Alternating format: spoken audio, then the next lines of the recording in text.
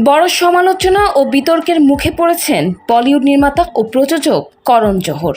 মূলত অভিনেত্রী অনন্যা পান্ডেকে ভরা মঞ্চে আপত্তিকরভাবে স্পর্শ করার প্রেক্ষিতে নেটিজেনদের তোপের মুখে পড়েছেন এই প্রভাবশালী নির্মাতা। সম্প্রতি কল মি বে সিরিজের দ্বিতীয় সিজনের প্রচারণা অনুষ্ঠানে এই ঘটনা ঘটে।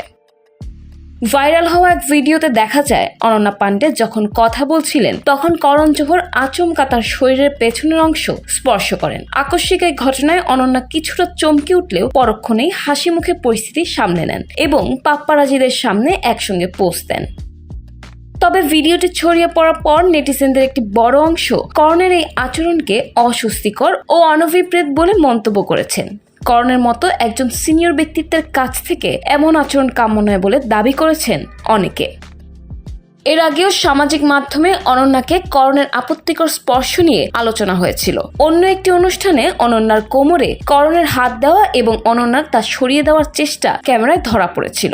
বারবার একই ধরনের ঘটনার পুনরাবৃত্তি হওয়ায় করণের মানসিকতা নিয়ে প্রশ্ন তুলেছেন সমালোচকরা। তবে ভাইরাল ভিডিও বা বিতর্ক নিয়ে এখন পর্যন্ত করণ জোহর বা অনন্যা পান্ডে কোনো প্রতিক্রিয়া জানাননি।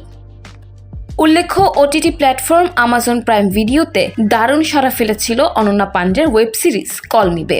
বর্তমানে এই সিরিজের দ্বিতীয় সিজনের কাজ চলছে, যেখানে অনন্যার দিদির চরিত্রে অভিনয় করছেন শ্রুতি হাসান। পেশাদার জীবনে অনন্যা ও করণের ঘনিষ্ঠ সম্পর্ক থাকলেও জনসম্মুখে এমন আচরণ বিনোদন পাড়ায় নতুন বিতর্কের জন্ম দিয়েছে।